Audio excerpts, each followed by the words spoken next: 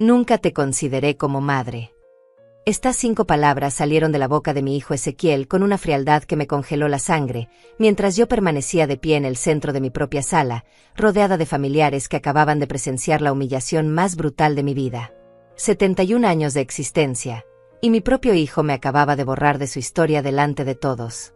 El silencio que siguió fue ensordecedor. Mi nuera Ivana sonrió con una satisfacción que me revolvió el estómago.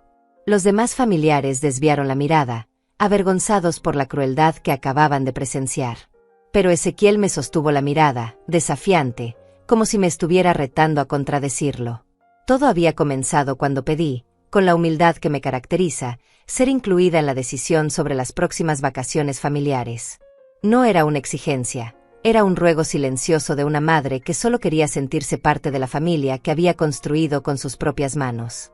Pero para él, mi petición fue una intrusión imperdonable. Tú no tienes derecho a opinar sobre nuestros planes, me había dicho con los ojos llenos de desprecio. Eres solo la mujer que me trajo al mundo, nada más. Una extraña que insiste en entrometerse en mi vida. Las palabras me golpearon como puñetazos invisibles. 45 años después de haberlo parido, después de haberlo alimentado con mi propia leche, después de haber trabajado doble turno para pagarle los estudios, después de haber vendido mis joyas para comprarle su primera casa, mi hijo me negaba como madre. Ivana se acercó a él y le susurró algo al oído. Él asintió y continuó. Mamá está confundida. Cree que tiene algún tipo de autoridad sobre nosotros, solo porque me parió. Pero eso no le da derechos sobre mi familia. Mi familia. Como si yo no fuera parte de ella.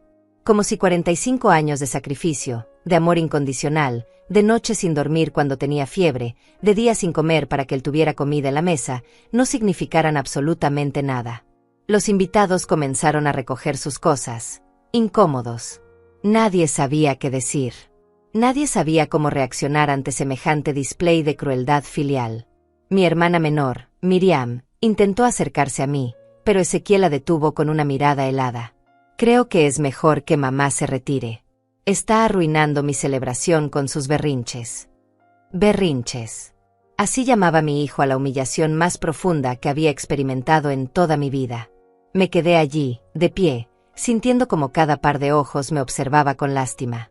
La misma lástima que se siente por un animal herido, por algo que ya no sirve, por alguien que simplemente sobra.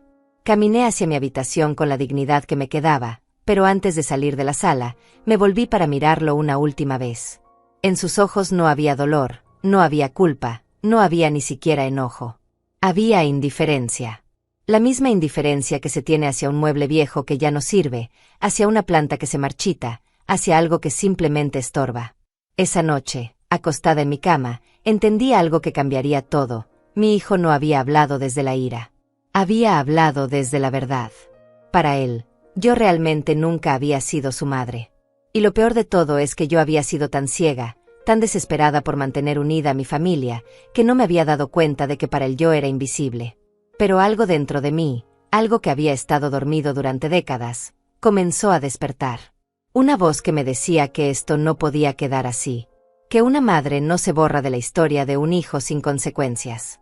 Que había llegado el momento de que Ezequiel supiera quién era realmente Fátima Chávez. Al día siguiente, mientras él y su esposa dormían en la habitación principal de mi casa, yo marqué un número que no había llamado en años. Era hora de que mi hijo conociera la verdad sobre muchas cosas que había mantenido en secreto durante demasiado tiempo. Mientras esperaba que contestaran mi llamada, mi mente comenzó a recorrer todos los momentos en que debería haberme dado cuenta de lo que estaba pasando. Las señales habían estado ahí durante años, pero yo había elegido ignorarlas, justificarlas, perdonarlas. Ahora, con el corazón todavía sangrando por las palabras de Ezequiel, cada recuerdo se volvía cristalino. El año pasado, cuando cumplí 70 años, esperé todo el día una llamada que nunca llegó. Al día siguiente, cuando finalmente lo contacté, me dijo que había estado muy ocupado con el trabajo. Pero esa misma tarde vi en las redes sociales de Ivana las fotos de una cena elegante que habían tenido con sus amigos. Mientras yo pasaba mi cumpleaños sola, ellos celebraban con extraños. 2 meses después, me enteré por casualidad que habían bautizado a mi nieta sin invitarme. Miriam me lo contó cuando nos encontramos en el mercado. ¿Cómo estuvo el bautizo de la pequeña?, me preguntó inocentemente. Yo me quedé helada. No sabía de qué me hablaba. Mi propia nieta había sido bautizada, y yo no había sido invitada a uno de los momentos más importantes de su vida. Cuando confronté a Ezequiel, me miró con esa misma frialdad que ahora reconocía tan bien. Se nos olvidó avisarte, mamá. Fue algo muy íntimo, solo familia cercana. Familia cercana. Aparentemente, la abuela no calificaba como familia cercana. Recordé las Navidades del año anterior. Había preparado mi casa durante semanas, había comprado regalos para todos, había cocinado durante días enteros. Esperé hasta las 10 de la noche. Nadie llegó. Cuando llamé, Ivana contestó el teléfono con una voz falsamente dulce. Ay, suegra, se nos complicó el día. Mejor lo dejamos para otro momento. Nunca hubo otro momento. Pero quizás el recuerdo más doloroso era el del día que me enfermé gravemente hace 6 meses. Tuve que llamar a una ambulancia yo misma porque no podía respirar. Pasé 3 días en el hospital, y Ezequiel vino a verme solo una vez, por 20 minutos. Tengo muchas responsabilidades, mamá. No puedo estar aquí todo el tiempo como si fuera un niño. Sin embargo, cuando Ivana se enfermó de gripe el mes pasado, él tomó una semana completa de vacaciones para cuidarla. Publicó fotos en sus redes sociales llevándole flores, preparándole sopas, acompañándola al médico. La diferencia era tan obvia que dolía. Los cumpleaños de mi nieta también se volvieron territorios prohibidos para mí. Las primeras veces, Ezequiel me decía que la niña era muy pequeña y que las fiestas la estresaban. Luego, cuando creció, las excusas cambiaron. Que era muy cara la comida para tantas personas, que el lugar era muy pequeño, que los otros niños no me conocían y se sentirían incómodos con una señora mayor. Pero a través de las redes sociales de los otros invitados, yo veía las fiestas espectaculares que organizaban. Había payasos, castillos inflables, mesas llenas de comida. Todos los abuelos de los amiguitos de la niña estaban ahí, sonriendo en las fotos. Todos menos yo. El patrón era siempre el mismo. Primero venía la exclusión, luego venía la justificación, y finalmente venía la culpa dirigida hacia mí. Según Ezequiel, yo era muy sensible, muy demandante, muy entrometida. Si me dolía no ser invitada, era porque no entendía lo complicada que era la vida moderna. Si preguntaba por qué no me incluían, era porque estaba siendo pesada. Ivana había perfeccionado el arte de la exclusión sutil. Cuando planeaban salidas familiares, hablaban de ellas delante de mí, pero como si yo fuera invisible. Este fin de semana vamos a llevar a la niña al zoológico, decía ella. Va a ser hermoso. Hace tanto que no hacemos algo en familia. Y yo me quedaba ahí, escuchando, esperando una invitación que jamás llegaba. Cuando finalmente reunía el valor para preguntarle si podía acompañarlos, siempre había una razón por la cual no era conveniente. Que el auto era muy pequeño, que iban a caminar mucho y yo me cansaría, que era muy caro comprar otra entrada. Pero mágicamente, siempre había espacio y dinero para los amigos de Ivana que decidían sumarse en el último minuto. El dolor más profundo venía en las tardes, cuando veía a mi nieta jugando en el patio y me acercaba para conversar con ella. La pequeña me hablaba con cariño, pero siempre terminaba preguntándome por qué yo no iba nunca a ningún lado con ellos. ¿Por qué no vienes a los lugares divertidos, abuela?, me preguntaba con esa inocencia que solo tienen los niños. Yo no sabía qué responderle. ¿Cómo le explicas a una niña de 5 años que sus padres han decidido que su abuela no es lo suficientemente importante para ser incluida en su vida? ¿Cómo le dices que el amor que ella siente por ti no es compartido por quienes toman las decisiones en esa casa? Ahora, después de escuchar las palabras de Ezequiel, todo tenía sentido. No era que se hubieran olvidado de invitarme. No era que las situaciones fueran complicadas. Era que para él yo nunca había sido su madre, y por lo tanto, no merecía ser tratada como la abuela de su hija. Habían pasado años construyendo una familia de la cual yo estaba sistemáticamente excluida, y yo había sido demasiado ingenua, demasiado esperanzada, demasiado ciega para verlo. Pero ya no más. La llamada que había hecho aún no tenía respuesta, pero algo profundo había cambiado en mí durante esa noche sin sueño. Me senté junto a la ventana de mi habitación, observando cómo la primera luz del amanecer se filtraba a través de las cortinas que yo misma había cosido años atrás. Todo en esa casa llevaba mi huella, mi trabajo, mi dedicación. Y sin embargo, me habían convertido en una extraña dentro de mi propio hogar. Desde mi ventana podía ver el jardín que había cultivado durante décadas. Cada rosa, cada mata de hierbas, cada árbol frutal había sido plantado por mis manos. Recordé cómo Ezequiel solía ayudarme cuando era pequeño, cómo se emocionaba cuando las primeras flores brotaban en primavera. Ahora ese mismo jardín era solo el fondo de las fotos familiares de las que yo estaba ausente. Escuché movimiento en la cocina. Era Ivana preparando el desayuno. No para mí, por supuesto. Nunca preguntaba si yo quería comer algo, nunca preparaba una taza extra de café. Vivíamos en la misma casa, pero ella había logrado crear una burbuja familiar de la cual yo estaba completamente excluida.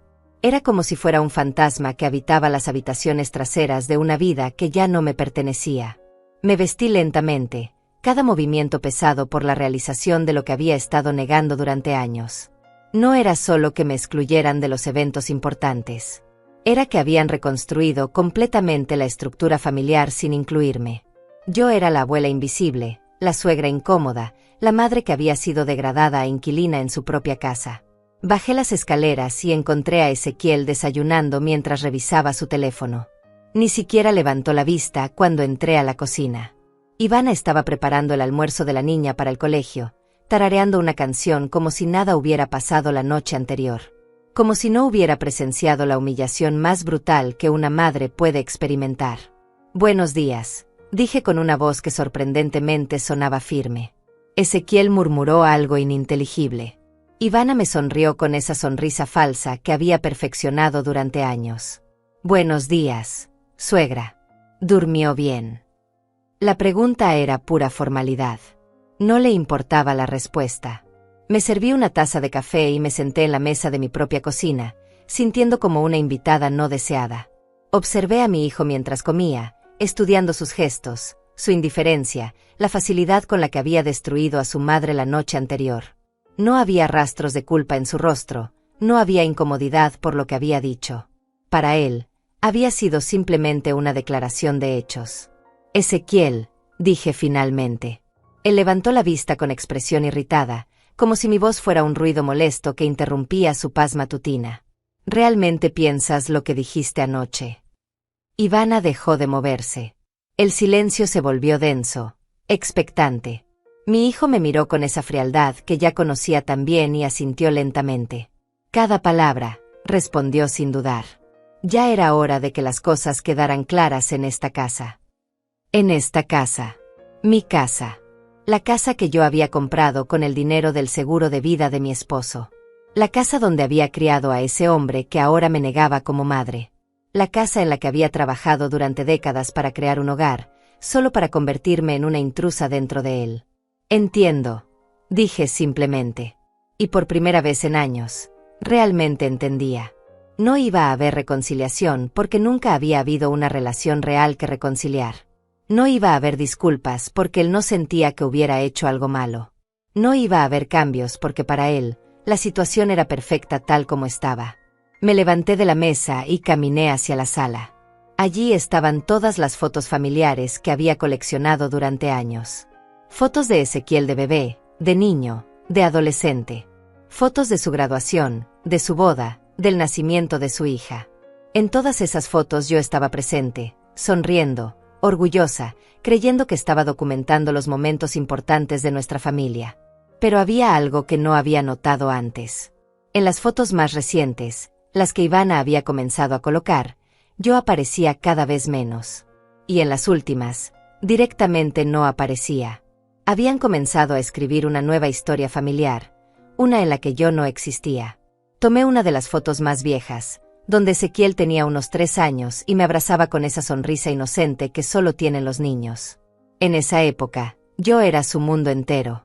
Era la persona a quien corría cuando se lastimaba, la voz que lo consolaba cuando tenía pesadillas, las manos que lo alimentaban cuando estaba enfermo. ¿En qué momento exacto había dejado de ser su madre?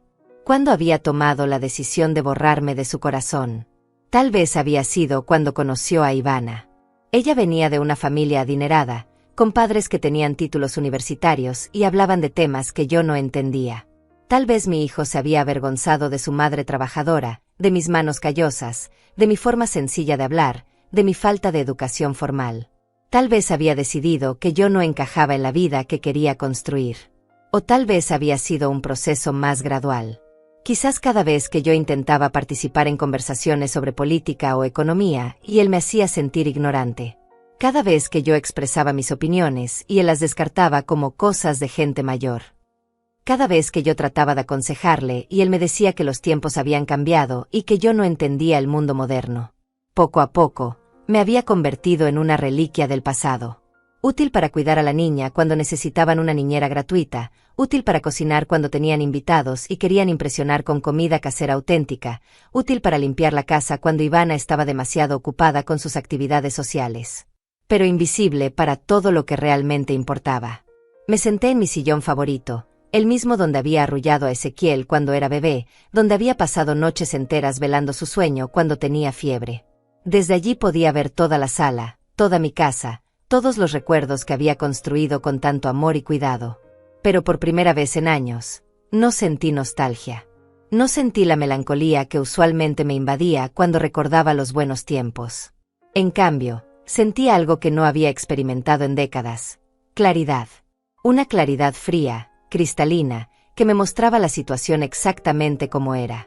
Yo había pasado los últimos años mendigando amor, mendigando atención, mendigando un lugar en una familia que ya había decidido que yo no pertenecía a ella. Había aceptado migajas de afecto, me había conformado con ser tolerada en lugar de ser amada, había justificado cada humillación como un malentendido o una situación temporal. Pero anoche, cuando Ezequiel pronunció esas palabras devastadoras, me había hecho un favor sin saberlo. Me había liberado de la ilusión. Me había mostrado que todo el amor, todo el sacrificio, toda la dedicación que había invertido en él durante 45 años, no había significado nada. Y aunque dolía más de lo que las palabras pueden expresar, también me daba algo que no había tenido en años: la verdad. La verdad era que yo había estado viviendo una mentira. La verdad era que había estado luchando por mantener unida una familia que ya no me quería. La verdad era que había estado sacrificando mi dignidad, mi autoestima, mi propia vida, por personas que me veían como un obstáculo. Pero la verdad también era otra cosa, que una mujer de 71 años que había sobrevivido a la pobreza, a la viudez, a décadas de trabajo duro, no tenía por qué aceptar ser tratada como basura por nadie. Ni siquiera por su propio hijo. El teléfono sonó. Era la llamada que había estado esperando toda la mañana. Señora Fátima Chávez. La voz al otro lado del teléfono era grave, profesional, pero cálida. Habla Damián Rocha. Soy abogado jubilado y vivo en la Casa Azul de la esquina. Necesito hablar urgentemente con usted sobre algunos documentos que encontré entre los papeles de mi difunto socio. Mi corazón se aceleró.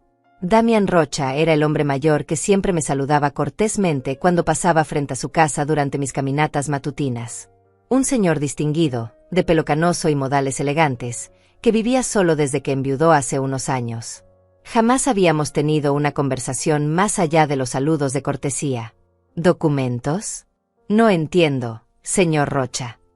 Mi voz sonaba confundida, pero algo en su tono me decía que esta llamada era importante. Más importante de lo que podía imaginar. Señora Chávez, prefiero no hablar de esto por teléfono. ¿Podría recibirme en su casa esta tarde? Le aseguro que lo que tengo que mostrarle cambiará muchas cosas. Tiene que ver con su difunto esposo y ciertos asuntos legales que creo que usted desconoce. El mundo pareció detenerse a mi alrededor. Mi esposo había muerto hace 8 años, y desde entonces Ezequiel se había encargado de todos los asuntos relacionados con su herencia y sus papeles. Siempre me había dicho que no había dejado nada de valor, solo deudas que él había tenido que pagar. Por eso habíamos tenido que vender algunas cosas y por eso él y su familia habían tenido que mudarse a vivir conmigo, para cuidarme en mi vejez, según sus palabras. Estoy en casa toda la tarde, le respondí, sintiendo como una corriente eléctrica recorría mi cuerpo. Puede venir cuando guste. Perfecto. Estaré allí a las 3 de la tarde. Y señora Chávez, prepare mentalmente para escuchar cosas que tal vez la sorprendan. Traigo documentos originales, así que no hay lugar para dudas. Colgué el teléfono con las manos temblorosas. ¿Qué documentos? ¿Qué asuntos legales? Mi esposo había sido un hombre sencillo, trabajador, que se había partido el lomo toda su vida para darnos una vida digna. ¿Qué podía haber dejado que yo no supiera? Las horas hasta las 3 de la tarde se arrastraron como siglos. Ezequiel e Ivana habían salido después del desayuno, llevándose a la niña a no sé dónde. Típico de ellos no decirme sus planes. Me quedé sola en la casa, paseando de un lado a otro, tratando de imaginar qué podía querer decirme el señor Rocha. A las 3 en punto exacto, escuché el timbre. Abrí la puerta y encontré a Damián Rocha vestido con un traje gris elegante, cargando un maletín de cuero que parecía pesado. Su expresión era seria pero gentil. «Señora Chávez, gracias por recibirme». Se quitó el sombrero con un gesto caballeroso que ya no se ve en los hombres de hoy. ¿Podemos sentarnos? Lo que tengo que mostrarle requiere tiempo y atención. Lo conduje hasta la sala y le ofrecí café, que aceptó cortésmente. Mientras yo preparaba las tazas en la cocina, podía escucharlo abriendo su maletín, organizando papeles. El sonido del papel moviéndose me ponía más nerviosa a cada segundo. Cuando regresé con el café, él tenía varios documentos extendidos sobre mi mesa de centro. Documentos que parecían oficiales, con sellos, firmas, lettereads de oficinas que no reconocía. Señora Chávez, mi socio fallecido, el licenciado Augusto Melcar, manejaba los asuntos legales de su esposo desde hace más de 20 años. Cuando murió el año pasado, yo me encargué de revisar todos sus archivos para entregar los casos pendientes a otros colegas. Fue entonces cuando encontré esto. Tomó uno de los documentos y me lo extendió. Era una escritura de propiedad. Mi corazón dejó de latir cuando leí el nombre del propietario, Fátima Chávez de Chávez. Era la escritura de mi casa, la casa donde estábamos sentados, pero con una diferencia crucial. Según este documento, yo era la única propietaria legal de la propiedad. No entiendo, murmuré, sintiendo como si el mundo se tambaleara bajo mis pies. Ezequiel me dijo que la casa estaba a nombre de él. Me dijo que papá se la había dejado a él porque yo no entendía de papeleos legales. Damián negó con la cabeza lentamente, con una expresión que mezclaba tristeza e indignación. Señora Chávez, según estos documentos, su esposo dejó todo a su nombre. La casa, una cuenta de ahorros considerable, incluso un pequeño terreno en las afueras de la ciudad que aparentemente tiene cierto valor comercial ahora. El aire se me acabó. Durante 8 años, había creído que era una carga para mi hijo, que él me había permitido quedarme en su casa por bondad. Durante 8 años había aceptado ser tratada como una inquilina tolerada en lo que resulta que era mi propia casa. Pero eso no es todo, continuó Damián, tomando otro documento. Hay también una póliza de seguro de vida que nunca fue cobrada. Y aquí tengo los estados de cuenta de una cuenta bancaria que está a su nombre, con depósitos automáticos que se han estado acumulando durante años. Mi cabeza daba vueltas. ¿Depósitos automáticos? ¿De qué? Aparentemente, su esposo tenía una pequeña inversión en una empresa que se convirtió en algo mucho más grande. Los dividendos se han estado depositando en una cuenta que está únicamente a su nombre. Una cuenta de la cual, según estos registros, usted nunca fue informada.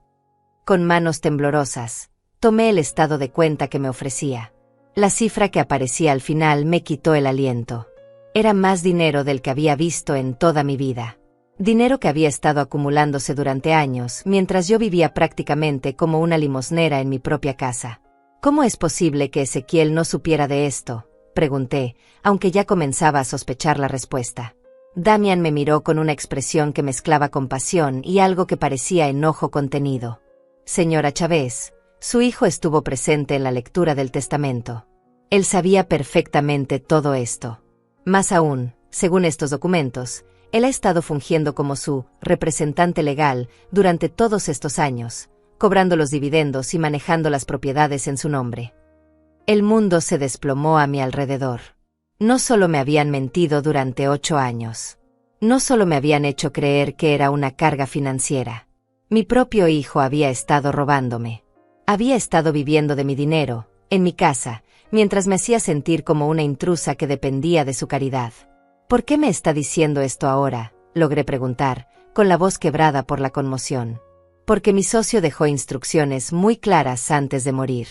Si algo le parecía sospechoso en el manejo de este caso, yo debía contactarla directamente. Y cuando revisé los archivos, me di cuenta de que usted nunca había firmado ningún poder legal, nunca había autorizado a su hijo a manejar sus asuntos, y aparentemente nunca había sido informada de su situación financiera real. Damian se inclinó hacia adelante, su voz se volvió más suave pero firme. Señora Chávez, usted ha sido víctima de un fraude. Un fraude perpetrado por su propio hijo. Y tengo aquí todos los documentos necesarios para demostrarlo. Las lágrimas comenzaron a rodar por mis mejillas, pero no eran lágrimas de tristeza. Por primera vez en años, eran lágrimas de algo parecido al alivio. No estaba loca. No era una carga. No era una vieja inútil que dependía de la bondad de otros. Era una mujer que había sido estafada, mentida y manipulada por las personas en las que más confiaba. ¿Qué puedo hacer?, pregunté, sintiendo como algo poderoso despertaba dentro de mí. Damian sonrió por primera vez desde que había llegado. Podemos hacer muchas cosas, señora Chávez. Muchas cosas. Pero primero, necesito preguntarle, ¿está preparada para que su vida cambie completamente? ¿Está lista para recuperar lo que le pertenece, sin importar las consecuencias familiares? Pensé en las palabras de Ezequiel la noche anterior. Nunca te consideré como madre. Pensé en años de humillaciones, de exclusiones, de ser tratada como basura en mi propia casa. Pensé en todo el amor que había dado y que había sido pisoteado sin misericordia. Estoy lista, respondí, y mi voz sonó más firme de lo que había sonado en años. Estoy más que lista.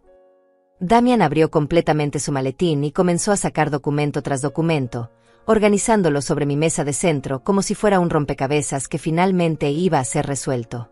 Cada papel que colocaba delante de mí era una pieza más de la traición que había estado viviendo durante 8 años sin saberlo. Señora Chávez, lo primero que debemos hacer es establecer un cronograma de todo lo que ha pasado desde la muerte de su esposo. Necesito que me cuente exactamente qué le dijo Ezequiel sobre la herencia, qué documentos le mostró, qué le hizo firmar. Me serví otra taza de café, mis manos ya más estables ahora que la impactante revelación inicial había pasado. Después del funeral, Ezequiel me dijo que papá había dejado muchas deudas. Me mostró unas facturas médicas del hospital, algunos préstamos que supuestamente había tomado antes de morir. Me dijo que tendríamos que vender algunas cosas para pagar todo. Damian tomó notas en una libreta mientras yo hablaba. Recuerda que vendieron exactamente. El auto de papá, algunas herramientas que tenía, sus libros de contabilidad. Ezequiel se encargó de todo. Decía que era muy complicado para mí, que él lo resolvería. La amargura en mi voz era palpable ahora que entendía lo que realmente había pasado. ¿Y sobre la casa? ¿Qué le dijo específicamente sobre la propiedad? Me dijo que papá había puesto la casa como garantía de un préstamo grande, y que para no perderla, él había tenido que hacerse cargo de la deuda. Por eso la casa había pasado a su nombre, para protegerla de los acreedores. Cada palabra que salía de mi boca sonaba más ridícula ahora que conocía la verdad. Damian negó con la cabeza mientras buscaba entre sus documentos. Aquí tengo la escritura original de la casa, firmada por su esposo 2 semanas antes de morir. Como puede ver, específicamente dice que la propiedad pasa íntegramente a Fátima Chávez, con la condición expresa de que nunca puede ser vendida sin su consentimiento escrito y con testigos. Tomé el documento con manos temblorosas. Ahí estaba la letra de mi esposo, su firma inconfundible, las palabras que protegían mi futuro. Pero entonces, ¿cómo pudo Ezequiel? Falsificó su firma en varios documentos. Tengo aquí copias de papeles donde aparece su nombre autorizando transferencias, ventas, movimientos bancarios.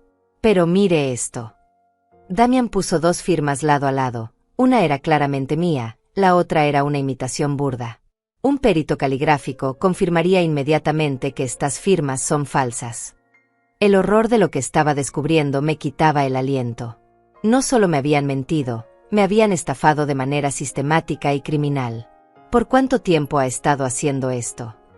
Según estos registros, comenzó inmediatamente después del funeral. Aquí tengo el primer retiro de la cuenta de ahorros que su esposo le dejó, 50,000 pesos, 2 meses después de la muerte. Y aquí están los retiros subsecuentes, siempre con su supuesta autorización. Damian me mostró una hoja con una lista de transacciones que me mareó.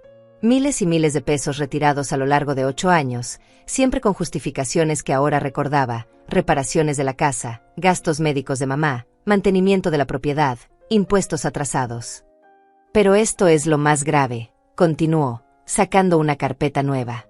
Su hijo usó la casa como garantía para obtener préstamos a su nombre.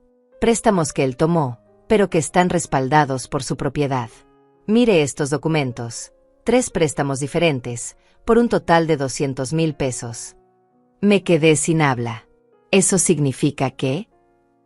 Que si él no paga esos préstamos, legalmente podrían quitarle la casa a usted. Aunque usted nunca autorizó nada, aunque nunca se benefició de ese dinero, aunque ni siquiera sabía que existían esos préstamos. La magnitud de la traición era abrumadora. Durante 8 años había vivido sintiéndome culpable por ser una carga para mi hijo, cuando en realidad él había estado viviendo cómodamente con mi dinero y había puesto en riesgo mi casa para sus propios beneficios. Señor Rocha, dije con una voz que sonaba extrañamente calmada, ¿qué necesitamos hacer para arreglar esto? Damián sonrió con aprobación. Me gusta su actitud, señora Chávez. Primero, necesitamos ir al banco mañana mismo para que usted recupere el control de sus cuentas. Después, necesitamos presentar una demanda por fraude y falsificación de documentos. Y finalmente, necesitamos proteger sus propiedades antes de que su hijo pueda hacer más daño. ¿Cuánto tiempo tomará todo eso? Si actuamos rápido, podemos tener órdenes judiciales en 48 horas. Los bancos tendrán que congelar todas las cuentas hasta que se resuelva la situación legal. Y su hijo no podrá hacer ninguna transacción más sin enfrentar cargos criminales. El sonido de la puerta principal interrumpió nuestra conversación. Ezequiel e Ivana habían regresado. Escuché sus voces en el pasillo, la risa de mi nieta, el sonido de bolsas de compras siendo dejadas en el suelo. Habían estado gastando dinero, mi dinero, mientras yo creía que era una carga para ellos. ¿Qué hacemos ahora?, susurré a Damián, señalando hacia la puerta. Ahora no hacemos nada. Usted actúa normal, no menciona esta conversación, no confronta a nadie. Necesitamos que el elemento sorpresa esté de nuestro lado. Damián comenzó a guardar los documentos rápidamente. Mañana a las 9 de la mañana, la espero en mi oficina. Tengo un despacho pequeño en mi casa donde podemos trabajar sin interrupciones. Pero ellos no van a sospechar que algo está pasando. Señora Chávez, durante 8 años usted ha sido la perfecta víctima silenciosa. Un día más no hará diferencia, excepto que ahora usted sabe la verdad. Se levantó y me estrechó la mano. Y la verdad, señora Chávez, la va a hacer libre. Cuando Damián se fue, yo me quedé sentada en la sala, rodeada de la evidencia invisible de años de traición. Ezequiel entró pocos minutos después, cargando bolsas de una tienda departamental cara. ¿Quién era el que salía cuando llegamos?, preguntó con esa indiferencia casual que ahora reconocía como una máscara. El señor Rocha, de la esquina. Vino a preguntarme sobre unas plantas del jardín. Mentí con una facilidad que me sorprendió. Años de caminar sobre cáscaras de huevo habían perfeccionado mi habilidad para evitar conflictos. ¡Qué raro! Nunca había venido antes. Había una nota de suspicacia en su voz que no me gustó. Los vecinos mayores a veces se sienten solos, respondí, manteniendo mi tono neutral. Quería consejos sobre rosas. Ezequiel pareció aceptar la explicación y se fue a su habitación con las compras. Pero algo en su expresión me dijo que debía ser muy cuidadosa. Mi hijo era muchas cosas, pero no era tonto.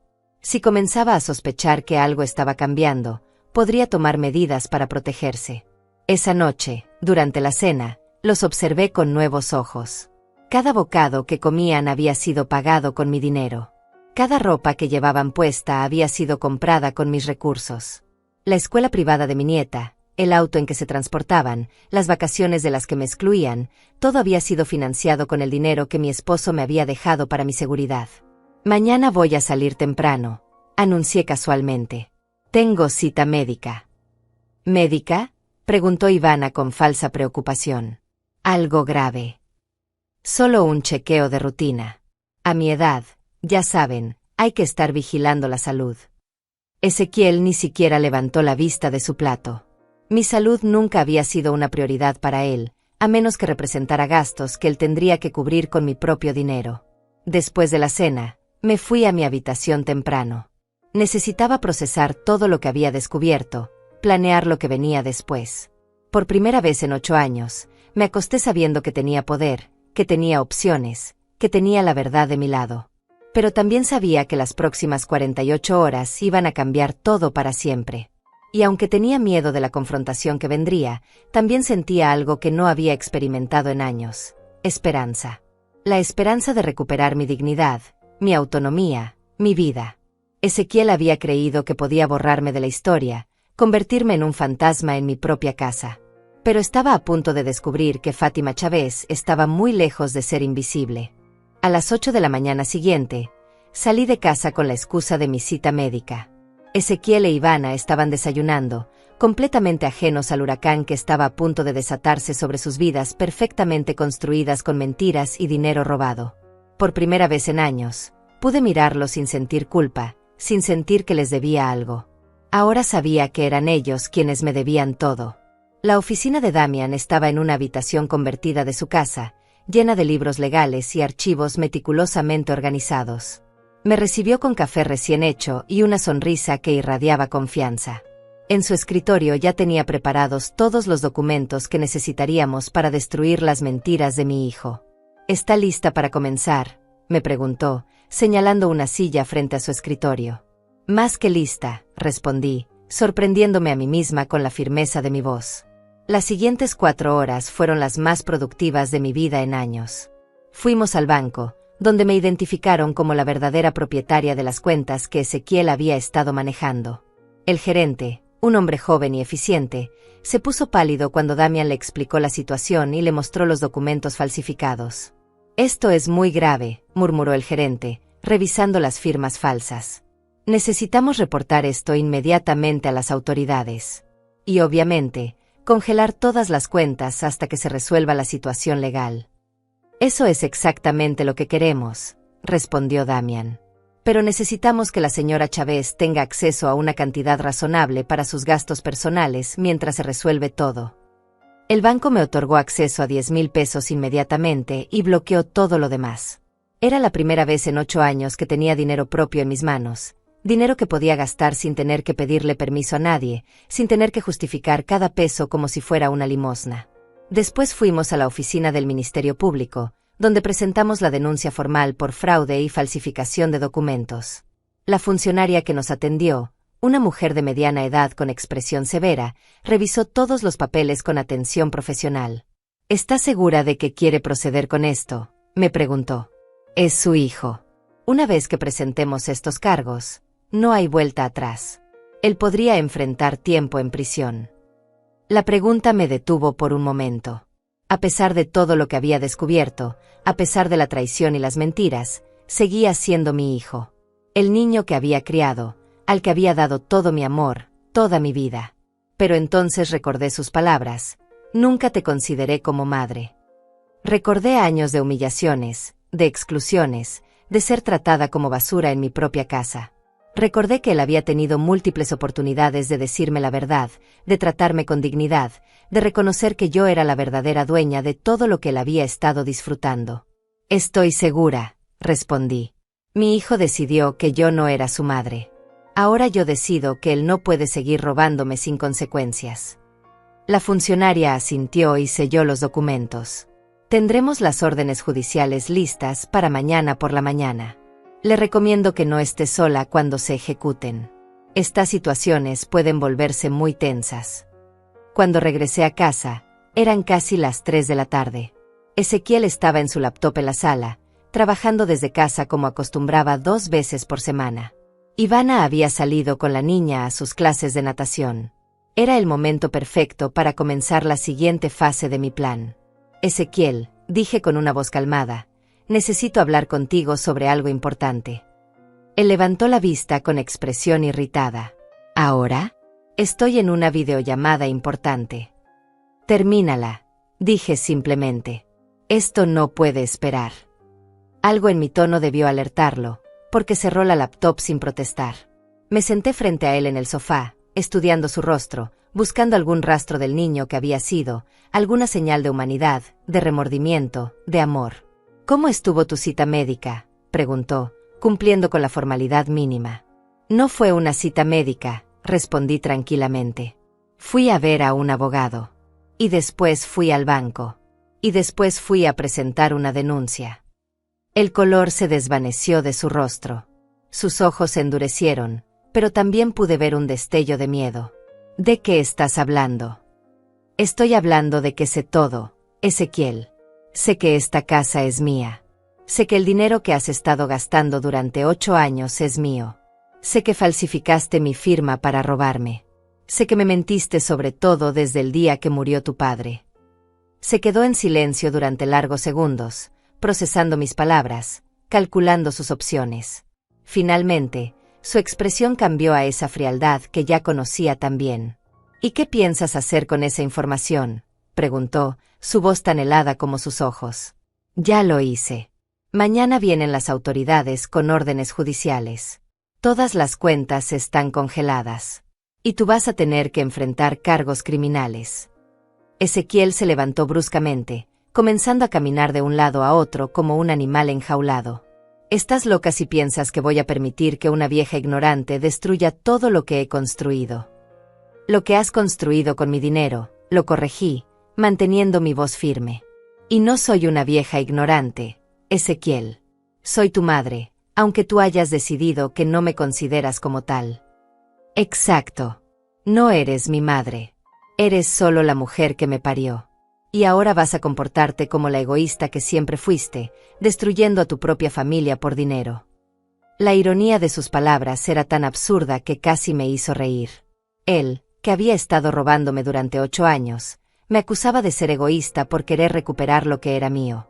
Ezequiel, dije, levantándome para quedar a su altura, quiero que sepas algo.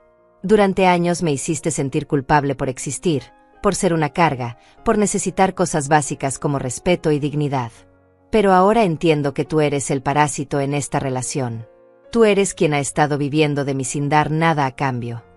¿Sin dar nada a cambio? Te he dado un techo sobre tu cabeza. Mi techo, Ezequiel. Mi casa, mi dinero, mi herencia. Tú no me has dado nada que no fuera ya mío. Él se acercó a mí, intentando intimidarme con su presencia física. Pero ya no sentía miedo. Después de décadas de caminar sobre cáscaras de huevo, de aceptar migajas de afecto, de permitir que me trataran como basura, finalmente había encontrado mi columna vertebral. ¿Sabes qué va a pasar cuando Ivana se entere de esto?, me amenazó. Se va a ir. Y se va a llevar a tu nieta. Y nunca más las vas a volver a ver. Ivana puede irse cuando quiera, respondí calmadamente. Pero va a tener que irse de mi casa. Y en cuanto a mi nieta, cuando crezca va a entender que su abuela tuvo la dignidad de defenderse cuando su propio padre la traicionó. Ezequiel me miró con una expresión que mezclaba odio, desesperación y algo que podría haber sido respeto. Por primera vez en años, me estaba viendo como un oponente real, no como una víctima silenciosa. Esto no va a quedarse así, murmuró entre dientes. Tienes razón, le respondí. Esto recién está comenzando. Mañana, cuando lleguen las autoridades, vas a tener que explicarles cómo gastaste más de 300,000 pesos que no eran tuyos. Vas a tener que explicar por qué falsificaste mi firma docenas de veces. Vas a tener que explicar por qué le mentiste a tu propia madre durante 8 años. Ezequiel se dirigió hacia las escaleras, derrotado pero aún peligroso. Vas a arrepentirte de esto, me gritó antes de subir a su habitación. No, le respondí, aunque ya no podía escucharme. Lo único de lo que me arrepiento es de haber tardado tanto tiempo en descubrir quién eres realmente. Esa noche preparé una cena especial. Saqué la vajilla buena, las copas de cristal que habían sido de mi madre, las velas que guardaba para ocasiones especiales. Cuando Ivana regresó con la niña, encontró la mesa puesta como para una celebración. ¿Qué celebramos?, preguntó con curiosidad. La verdad, respondí simplemente. Por fin vamos a conocer toda la verdad. La cena transcurrió en un silencio tenso que podía cortarse con cuchillo.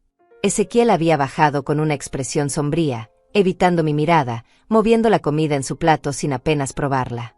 Ivana intentaba mantener una conversación normal con la niña, pero hasta ella podía sentir que algo había cambiado en la atmósfera de la casa.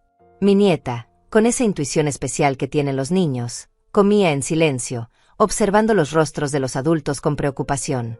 Cuando terminamos el plato principal, Me levanté para servir el postre. Antes de que continuemos, anuncié, colocando mis manos sobre el respaldo de mi silla, necesito decirles algo importante a todos. Ivana me miró con curiosidad. Ezequiel siguió con los ojos clavados en su plato. Mi nieta levantó la vista esperando que fuera algo bueno, algo que aliviara la tensión que había estado sintiendo. Esta mañana fui a ver a un abogado, comencé, mi voz clara y firme. También fui al banco y al Ministerio Público. Y descubrí cosas que van a cambiar todo en esta familia. Ivana frunció el ceño. ¿Qué tipo de cosas, suegra? Cosas como que esta casa es mía, legalmente mía, y siempre lo ha sido. Cosas como que hay cuentas bancarias con mi nombre que contienen cientos de miles de pesos que nunca supe que existían. Cosas como que mi esposo me dejó una herencia considerable que alguien ha estado ocultándome durante 8 años. El tenedor se deslizó de las manos de Ivana y cayó al plato con un sonido metálico que resonó en el silencio. ¿De qué está hablando? Estoy hablando de que Ezequiel les ha mentido a todos durante años. Les hizo creer que esta casa era suya, que él estaba manteniendo a su madre pobre y desamparada, que era un hijo generoso que cargaba con el peso de cuidar a una vieja. Mi voz se volvió más dura con cada palabra. Pero la verdad es que él ha estado viviendo de mi dinero, gastando mi herencia, usando mi casa como garantía para préstamos que nunca autoricé. Ivana se volvió hacia Ezequiel con una expresión de shock. ¿Es verdad eso? Ezequiel finalmente levantó la vista, su rostro una máscara de resentimiento y desafío. Es verdad, dijo con una frialdad que me heló la sangre. Y lo haría 1000 veces más.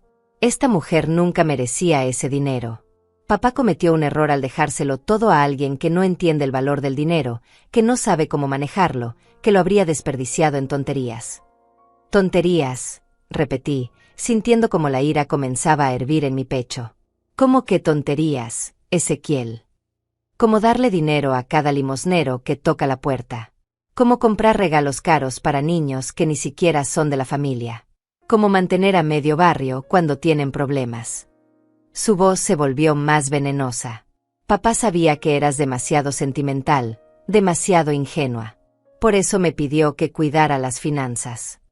Mentira, exploté, golpeando la mesa con tal fuerza que las copas temblaron. Tu padre jamás te pidió que me robaras. Tu padre me amaba y confiaba en mí. Tú decidiste por tu cuenta que tenías más derecho a mi herencia que yo misma. Ivana parecía estar procesando la información, su rostro pasando por diferentes expresiones de shock, confusión y algo que parecía ser horror. Ezequiel, realmente has estado robando a tu madre. No he robado nada, respondió él con arrogancia. He administrado recursos que estaban siendo desperdiciados por alguien que no tiene la capacidad mental para manejarlos. La crueldad de sus palabras me quitó el aliento momentáneamente. No solo había robado mi dinero, sino que ahora intentaba justificarlo diciéndole a su esposa que yo era mentalmente incapaz. ¿Capacidad mental?, pregunté, mi voz temblando de indignación. ¿Te refieres a la misma capacidad mental que usé para criarte cuando tu padre trabajaba doble turno? ¿La misma capacidad que usé para administrar el hogar durante 30 años sin que faltara nada? ¿La misma capacidad que me permitió trabajar y ahorrar para pagar tus estudios? Eso era antes, murmuró Ezequiel. La gente envejece, pierde capacidades. Era mi responsabilidad proteger el patrimonio familiar. ¿Protegerlo gastándolo en vacaciones de lujo de las que me excluían? ¿Protegerlo comprando ropa cara y autos nuevos? ¿Protegerlo usándolo como garantía para préstamos personales? Saqué de mi bolsa uno de los documentos que Damian me había dado. ¿Quieres explicarle a tu esposa para qué usaste los 50,000 pesos que retiraste en enero? ¿O los 30,000 de marzo? Ivana tomó el documento con manos temblorosas, leyendo los números, las fechas, las cantidades. Su rostro se puso pálido. Ezequiel, este dinero, tú me dijiste que habías recibido un bono en el trabajo. Y lo recibí, respondió él defensivamente. Un bono que me merecía por cuidar de ella todos estos años. Un bono pagado con mi dinero, grité, ya sin poder contener mi furia.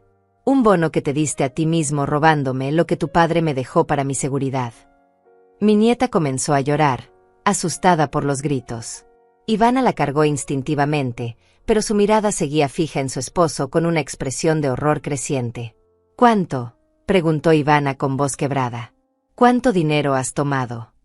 Más de 300,000 pesos en estos 8 años, respondí antes de que Ezequiel pudiera mentir.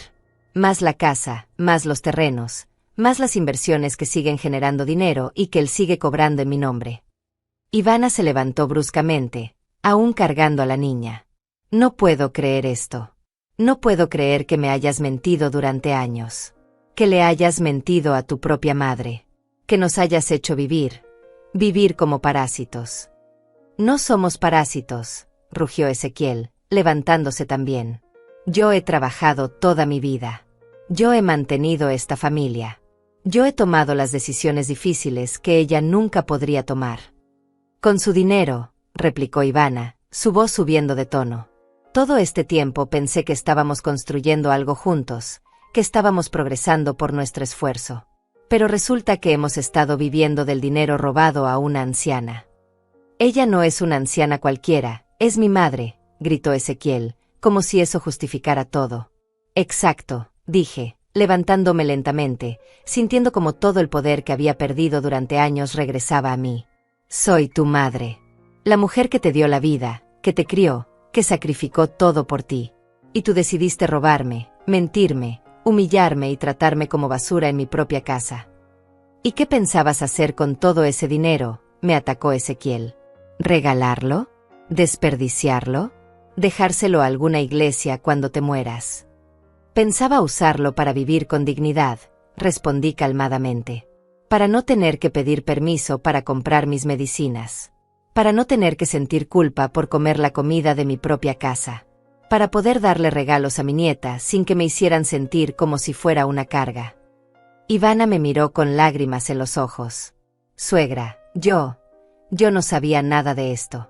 Si hubiera sabido. Lo sé, mija, le dije suavemente. Tú también fuiste víctima de sus mentiras. Pero ahora que sabes la verdad, ¿qué vas a hacer? Ezequiel se acercó a su esposa, intentando tomar su mano libre. Ivana, no puedes creerle a esta mujer. Está senil, está confundida. Probablemente ese abogado se está aprovechando de ella para sacarle dinero. Ivana se apartó de él como si fuera algo repugnante. No, Ezequiel. La única persona que se ha estado aprovechando de ella eres tú. Y me has hecho cómplice sin que yo lo supiera. Mañana vienen las autoridades, anuncié tranquilamente. Traen órdenes judiciales para revisar todas las cuentas, todos los documentos, todas las propiedades. Y traen órdenes de arresto. El color se desvaneció completamente del rostro de Ezequiel. Órdenes de arresto. Falsificación de documentos, fraude, apropiación indebida. Son delitos graves, Ezequiel. Delitos que pueden llevarte a la cárcel durante años. Él se desplomó en su silla, finalmente entendiendo que su mundo construido sobre mentiras se estaba desmoronando sin remedio. Ivana seguía de pie, cargando a la niña, mirando a su esposo como si fuera un extraño. Quiero que sepas algo, Ezequiel, dije, mi voz ahora suave pero implacable. Tuviste 8 años para decirme la verdad. 8 años para tratarme con dignidad. 8 años para incluirme en la familia que yo misma había financiado sin saberlo. Pero elegiste humillarme, excluirme y robarme. Elegiste decirme que nunca me consideraste como madre. Me acerqué a él, que seguía con la cabeza entre las manos. Bueno, hijo, ahora tu madre va a enseñarte lo que significa enfrentar las consecuencias de tus actos. Y va a ser una lección que nunca olvidarás. A las 8 de la mañana siguiente, 3 vehículos oficiales se estacionaron frente a mi casa. Policías, agentes del Ministerio Público y un perito contable salieron de los autos con documentos y equipo para ejecutar las órdenes judiciales. Yo los estaba esperando en la sala, vestida con mi mejor ropa, sintiéndome más digna de lo que me había sentido en años. Ezequiel había pasado la noche empacando sus cosas en silencio. No había dormido, podía escuchar sus pasos desesperados arriba y abajo del pasillo. Ivana había estado llorando hasta muy tarde, pero no de tristeza por él, sino de vergüenza por haber sido cómplice involuntaria de sus mentiras durante tanto tiempo. Cuando sonó el timbre, Ezequiel bajó las escaleras con una maleta en cada mano y una expresión de derrota total en el rostro.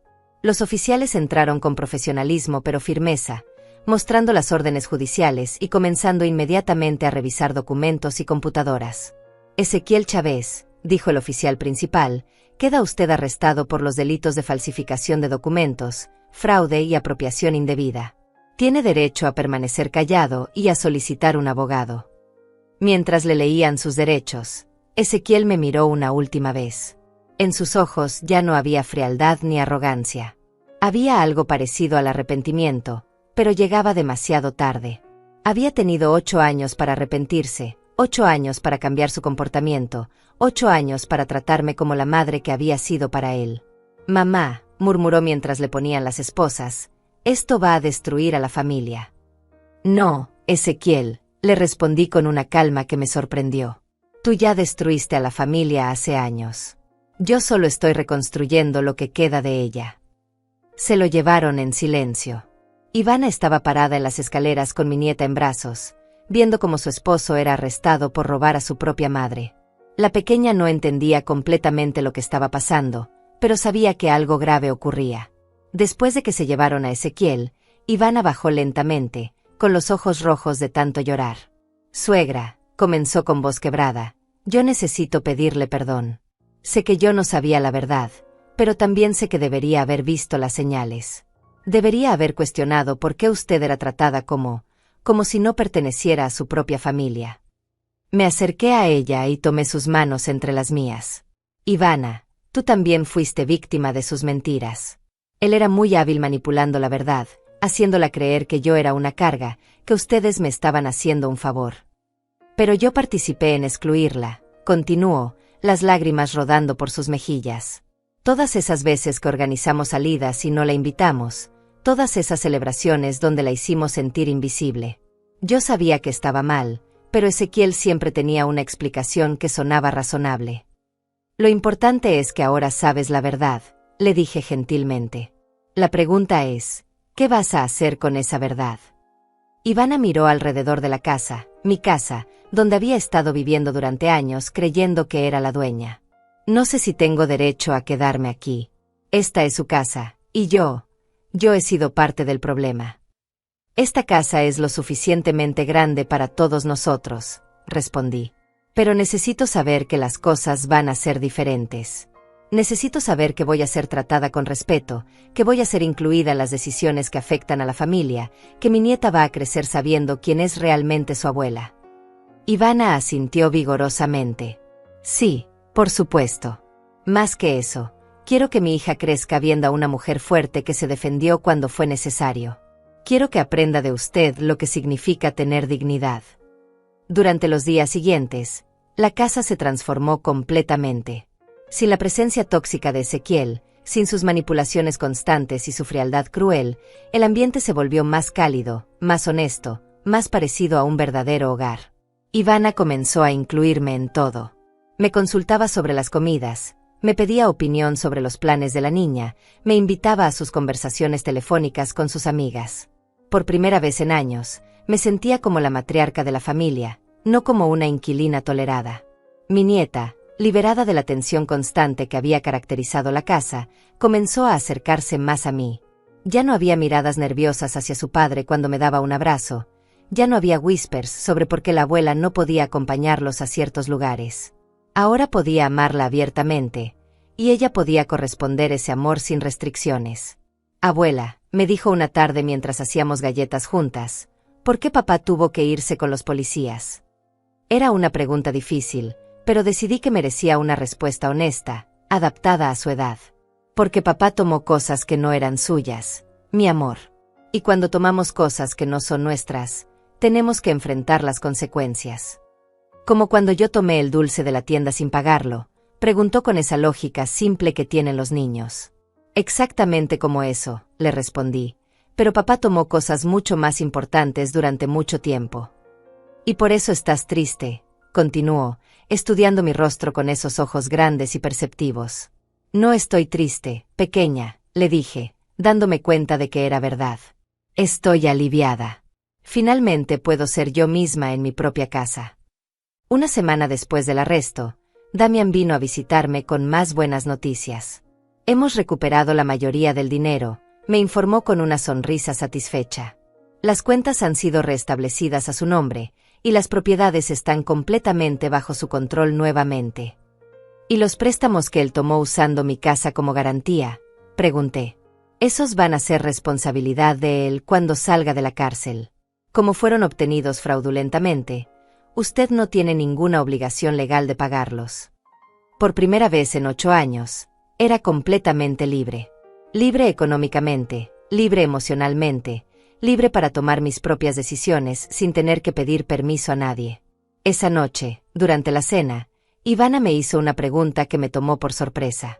Suegra, ¿usted me perdonaría si le dijera algo? Dime lo que sea, mija. Yo me alegro de que haya pasado todo esto, confesó, bajando la mirada. Sé que suena terrible, pero vivir con Ezequiel se había vuelto muy difícil. Él controlaba todo, decidía todo, y si yo opinaba diferente, me hacía sentir como si fuera estúpida. Ahora que sé que también me estaba mintiendo sobre el dinero, entiendo que él no era la persona que yo creía que era. No tienes que sentirte culpable por sentir alivio, le dije. Los abusadores no solo dañan a sus víctimas principales, dañan a todos los que están a su alrededor.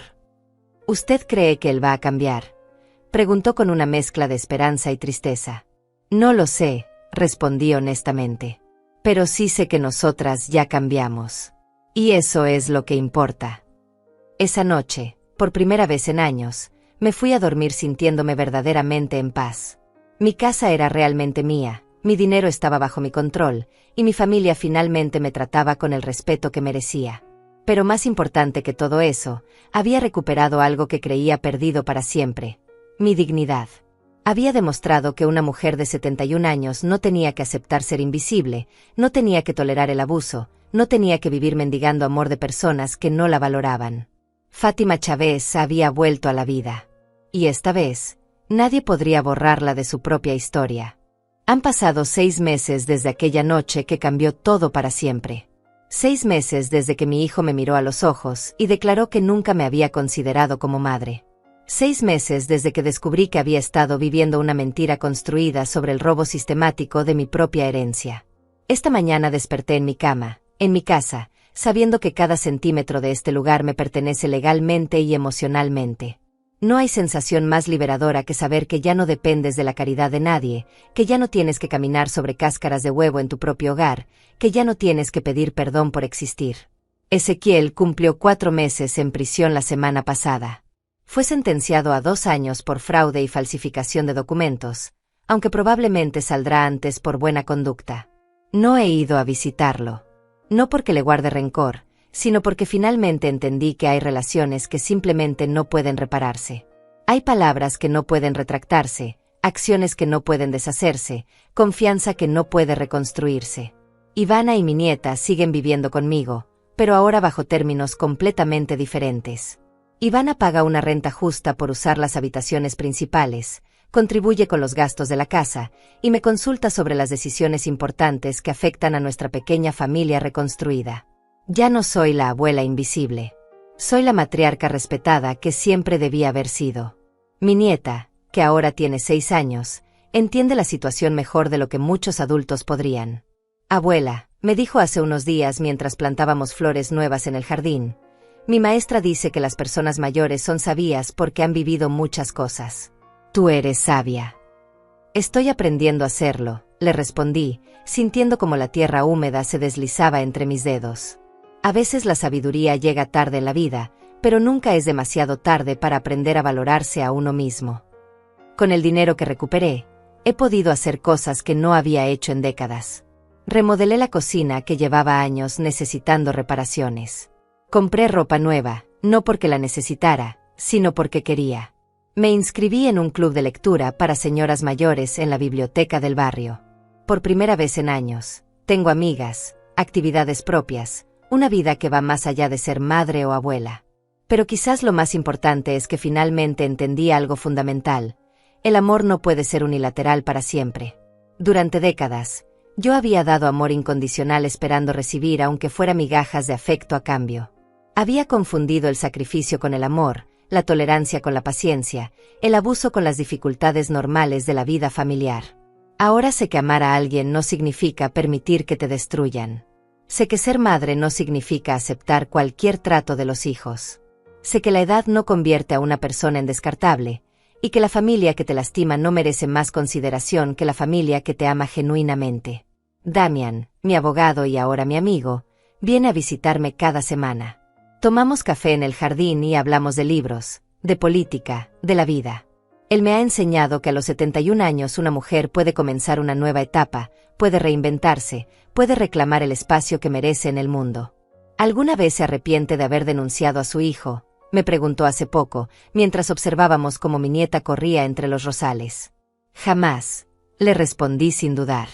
Me arrepiento de haber tardado tanto tiempo en hacerlo. Me arrepiento de haber aceptado durante años ser tratada como invisible. Pero denunciarlo fue lo más valiente y lo más cariñoso que pude hacer. ¿Cariñoso?, preguntó con curiosidad. Sí, porque finalmente le enseñé que las acciones tienen consecuencias. Le mostré que robar está mal, sin importar a quién se lo hagas. Le demostré que mentir y manipular no son estrategias sostenibles para construir una vida. Si realmente lo amo, tenía la obligación de detenerlo antes de que lastimara a más gente. Ayer encontré una carta que Ezequiel me había escrito desde la cárcel. No la abrí inmediatamente. La dejé sobre la mesa del comedor durante horas, preguntándome si quería saber lo que tenía que decirme. Finalmente, con Ivana sentada a mi lado para apoyo emocional, la leí. Era una carta corta, llena de justificaciones y autocompasión. Decía que había aprendido su lección, que cuando saliera todo sería diferente, que esperaba que pudiéramos ser una familia otra vez. Pero en ninguna parte de esa carta había una disculpa real. En ninguna parte reconocía el daño que me había causado. En ninguna parte aceptaba responsabilidad completa por sus acciones. Doblé la carta y la guardé en un cajón. Tal vez algún día Ezequiel entienda realmente lo que hizo. Tal vez algún día sea capaz de una disculpa genuina. Pero yo ya no voy a poner mi vida en pausa esperando ese momento. Ya no voy a sacrificar mi presente por la posibilidad de un futuro que tal vez nunca llegue. Esta mañana, mientras tomaba mi café y veía las noticias, me dio mucha tristeza escuchar sobre otras mujeres mayores que están siendo abusadas por sus propias familias. Mujeres que entregan sus pensiones a hijos manipuladores, que son abandonadas en asilos contra su voluntad, que son tratadas como cargas inútiles por las personas que deberían amarlas más. A todas esas mujeres quiero decirles algo: nunca es demasiado tarde para defenderse. Nunca es demasiado tarde para reclamar su dignidad. Nunca es demasiado tarde para decir no más al abuso, sin importar de dónde venga. Yo tenía 71 años cuando decidí luchar por mi derecho a ser tratada con respeto. Tenía 71 años cuando entendí que el amor verdadero no requiere que te conviertas en invisible. Tenía 71 años cuando aprendí que la familia que te ama de verdad jamás te haría sentir como si fueras demasiado. Si yo pude hacerlo, cualquier mujer puede hacerlo. La edad no es una excusa para aceptar el maltrato. La familia no es una justificación para tolerar el abuso. El amor no es una razón para sacrificar tu dignidad. Ahora, cuando camino por mi barrio, cuando voy al mercado, cuando participo en las actividades de la iglesia, lo hago con la cabeza en alto. Ya no soy la señora que tiene que pedir permiso para existir. Soy Fátima Chávez, una mujer que se defendió cuando fue necesario, que reclamó lo que era suyo, que eligió su propia dignidad por encima de la comodidad de otros. Y cada noche, cuando me acuesto en mi cama, en mi casa, rodeada de las personas que me aman genuinamente, doy gracias por haber encontrado el valor para cambiar mi historia. Porque al final del día, nadie puede borrar a una mujer de su propia vida, a menos que ella lo permita. Y yo, Fátima Chávez, jamás volveré a permitirlo. ¿Y tú que me escuchas? ¿Alguna vez has sentido que intentaron borrarte de tu propia historia? ¿Has vivido situaciones donde tu propia familia te hizo sentir invisible? Cuéntame en los comentarios. ¿Qué harías si descubrieras que las personas más cercanas a ti te han estado mintiendo y robando durante años? ¿Tendrías el valor de defenderte, sin importar las consecuencias? Tu historia podría inspirar a otras mujeres que están viviendo en silencio el mismo dolor que yo viví durante tanto tiempo.